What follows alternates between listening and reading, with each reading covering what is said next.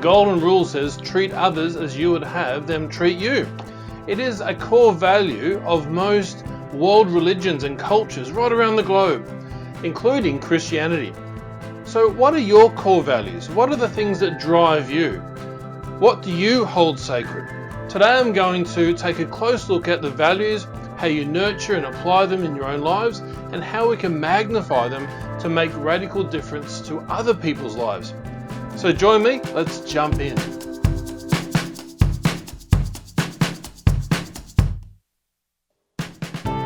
My sister lived in Japan for many years, and she would sometimes send me these funny little signs that were sort of lost in translation from Japanese into English. And one of my favourite ones, if I remember rightly, is one little sign that said, "Panic carefully." These signs appear in all parts of the non-English speaking world. Other such signs that I've seen, one of my favourites that stand out is one that was found in a fancy posh motel in Paris at the front desk, and it read, "Please leave your values at the front desk." Our problem is not that we've lost our values. Our problem is that they have become too small. We put our values away in an overnight bag and bring them out when we need to show them off. Indeed, many of us have left them at the front counter. Our values are important because they guide our beliefs, our attitudes, and indeed our behaviours. Basically, they help us to grow and develop as healthy human beings. They help us to create the future that we want to experience. But we are not always aware of our values. When you define your personal values, you discover what's important to you. A good way of starting to do this is to look back at your own life, to identify what felt really good and really confident, that the moments you were confident in your own life and that you were making good choices. Think back to those times. For instance, people who place great importance on stimulation in life are likely to experience exciting and new aspects of life. They will look for exciting activities and will be willing to take risks and change their plan spontaneously, whether they are at work or with their family or with friends. Maybe you know people like that. In contrast, people who place great importance on security in life are likely to seek safety in their immediate environment. They also seek safety and stability in their wider social contexts. Maybe these are the ones we want things normal. Don't rock the boat. They're likely to avoid walking at night time and look for stable employment and be concerned about things like the threat of terrorism and be in favour of preserving law and order in society. And neither one of these things is bad, but you can see how core values and traits, or qualities if you like, they are not just worthwhile ideals, they represent an individual's or even an organisation, a church or maybe a corporation, their highest priorities, deeply held beliefs, and core fundamental driving forces. They inform almost all the other decisions that they make as an individual, as an organisation. They are the heart of what we stand for in the world. Individual values are commonly rooted in the values of our society, the places in which we live. They impact us, our communities. The communities that we are part of, well, they fashion us. They infuse some of their qualities upon us. We can't help but sort of pick them up. Are you aware of the values of your communities that you live in? Maybe it's your church community or your community at large, your community of family. What sort of values from these communities are impacting upon you? Motivational speaker Jim Rohn famously said that we are the average of the 5 people we spend the most time with.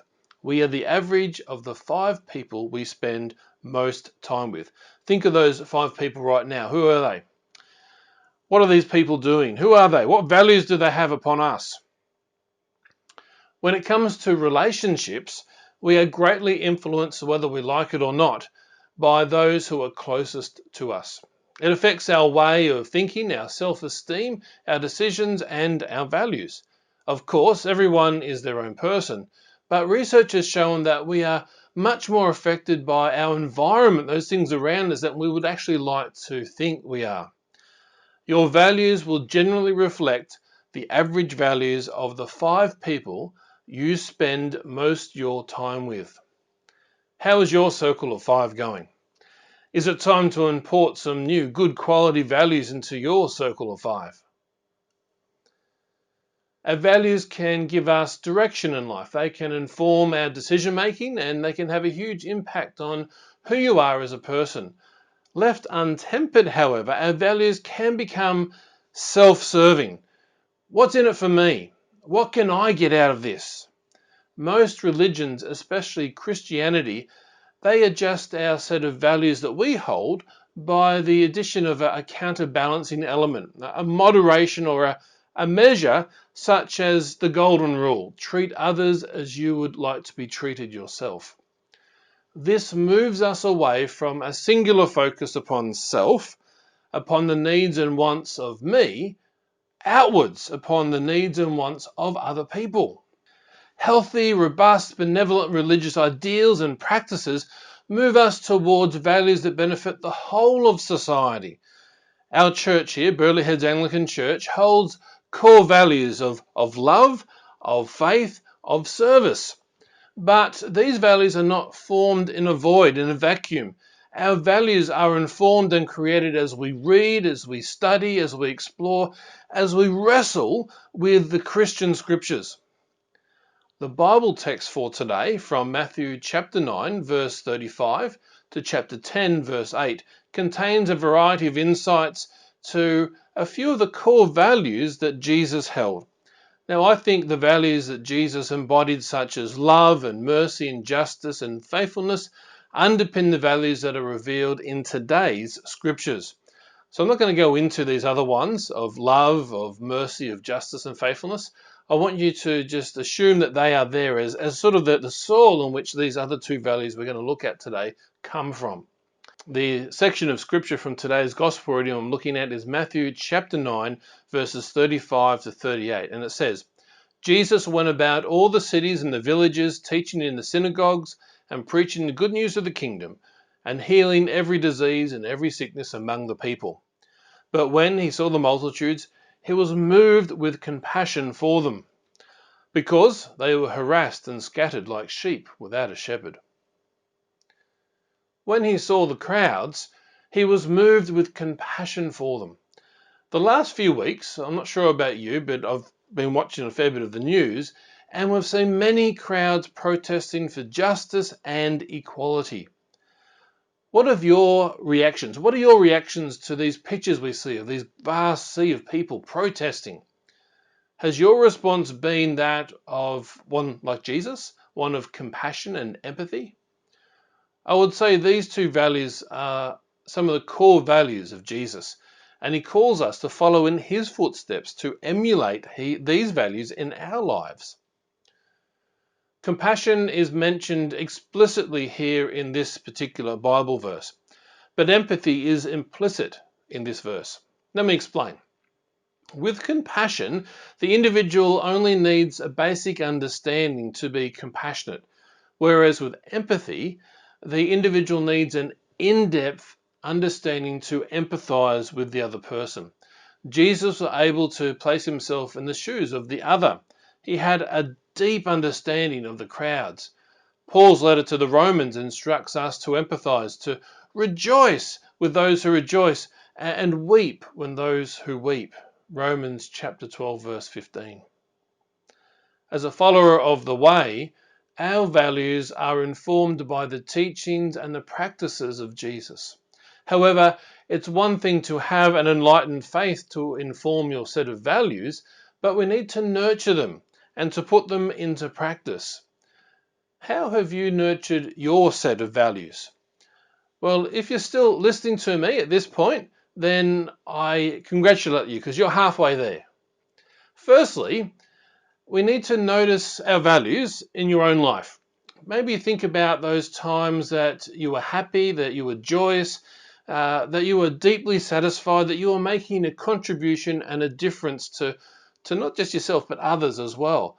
What sort of values or feelings did you have then? Write them down. They might help you direct you to understanding what your values are. Secondly, Name your values. It seems quite simple, doesn't it? But there is actually power in writing these down and even saying them aloud. Understand these values, investigate them further. If you don't like what you have found as one of your core values, well, you don't have to hold it as this is who you are. You can jettison it and go back to the scriptures, go back to Jesus, look at his core values and say, well, for example, you want love as one of your core values. Well, you can take that and nurture that in your life. It might not necessarily be something that comes naturally, but you can adopt that and let that become part of your core values. And you can nurture it and build on it and put that into practice. As I said, you can always go back and look at your faith and discover other values that are virtuous and then work on nurturing those values in your life. And the third one is to acknowledge your values. Accept that these values that you now have identified as yours, that they are important to you and they actually inform your worldview. Take ownership of your values. Once you have your values in place, you can start to feel comfortable with them, and it's now time to take them on a road trip. It's time to put them into practice. Expose your values to the real world. Jesus saw the crowd and he had compassion on them. As we watch the news and see the crowds gather, are you filled with compassion for them? Do you have a basic understanding of why people are protesting and standing for equality and an end to racism? Do you understand? If you don't, it's a great opportunity to educate yourself. There's no excuses in this modern world. We have so much information at our fingertips. We have the internet, we have the news on TV. Be a bit selective of what you feed yourself, obviously. And of course, we still have some print media relics still available if you want to have hard copy. This is the basic first step in putting your values into practice. The second step is try to empathize with the crowds. Put yourselves in their shoes.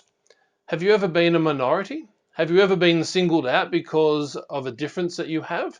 Have you ever been excluded or rejected or overlooked or judged or bullied or hurt because you're different?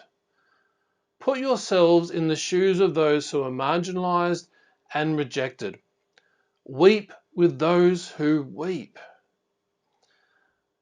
These two methods work with all the other values as well. Again, today we're looking at the two values that sort of bubble out of today's scripture of compassion and empathy, but these two steps work with other values. For example, we look at love as a value. Understanding that someone needs love is step one, and loving them and putting it into practice is step two. So it works with all the other different values as well.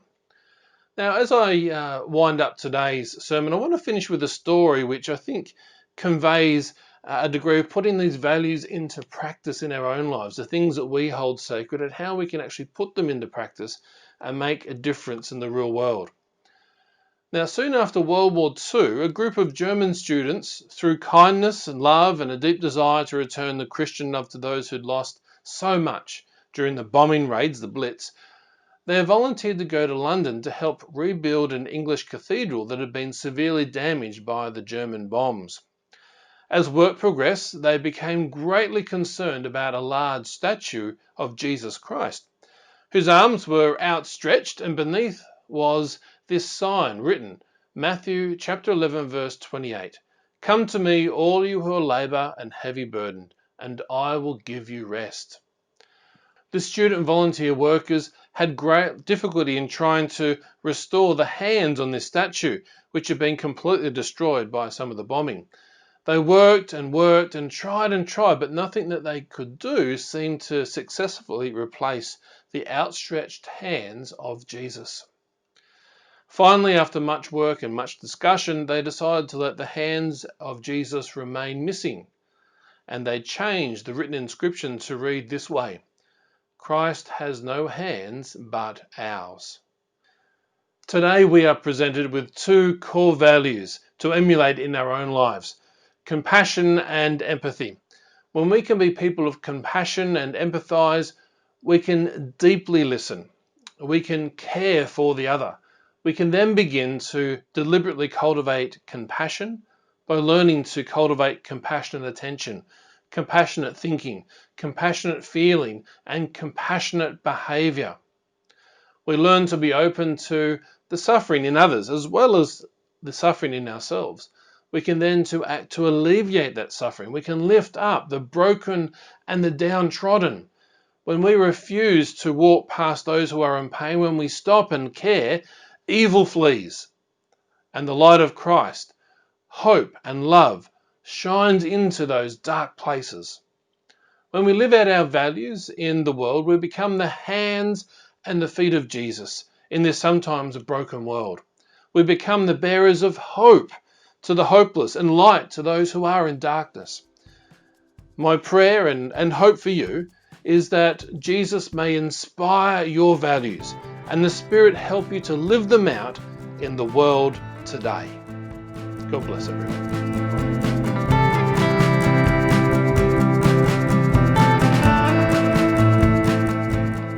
Well, thank you for joining me again this week.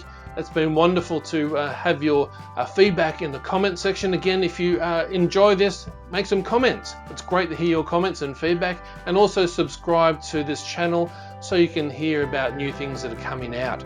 I hope you have a wonderful week this week, and I really truly hope that the values that you hold dear will put you on a trajectory to make the world a better place.